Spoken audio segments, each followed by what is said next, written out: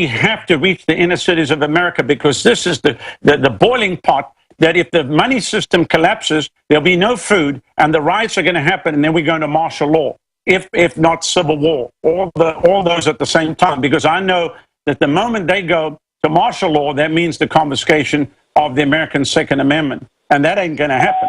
Not where I live here in Florida. So, I'm very passionate about it and very bold about it, but I really believe that. Well, you got the floor. Keep elaborating the parallels you've seen in South Africa and now what's happening here today, Pastor.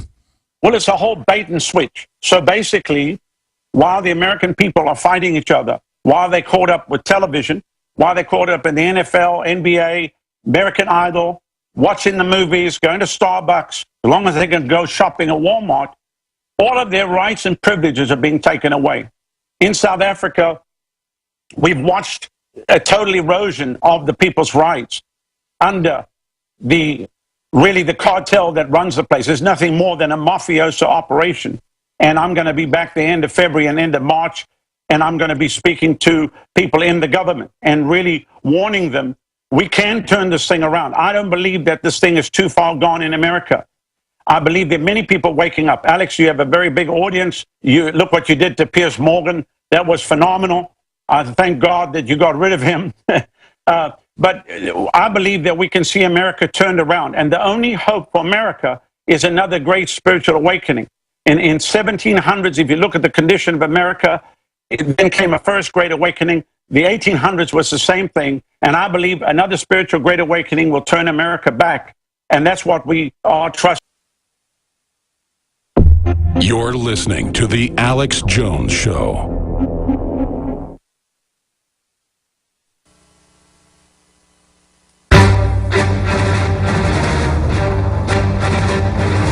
Big Brother, mainstream media, government cover-ups. You want answers? Well, so does he. He's Alex Jones on the GCN Radio Network. And now, live from Austin, Texas, Alex Jones. Revival.com is Pastor Rodney Howard Browne's website. CLBryant.net is Reverend C.L. Bryant's site. Can't wait to have him back up when his new book comes out. Finishing up, men, going back to Pastor Browne, other points you'd like to add, other things you'd like to say to the people out there? When I was in Washington, D.C., right after one of the night meetings, a man walked up to me and he shook my hand. He said, I work for the Federal Reserve. So I burst out laughing. And then he looked at me, he said, everything you're saying is true. And I said, well, I know that because I've studied. I've got all the books on the whole thing, because I realized when I was a kid growing up in South Africa, I always thought to myself, something's wrong with this picture. And I just, couldn't really understand. I got hold of that book, the same book that got you turned on, which called None Dare Call It Conspiracy. My mom and dad had that book, so I read that book, but no one really said too much about it. And then, of course, I came to America, and here we are in the land of the free and the home of the brave. And I'm just focused on the church and revival and getting everybody back to their first love. But about 5 years ago, the Lord really spoke to me and showed me what's going on. It was like a shock to me. Alex, I have to be honest with you, I cried for 2 days over America. I could not believe that the America that I came to know and love is not what it seems, that it's really a facade. It's like Disney World. It shocked me to the core. And I realized that I have to wake the churches up and get the pastors on board and mobilize the people. If you can believe it, I'm starting gun clubs in churches.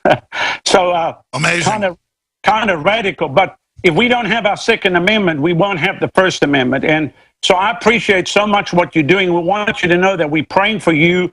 Don't worry about the critics. As we always say, the dogs bark, but the caravan keeps moving.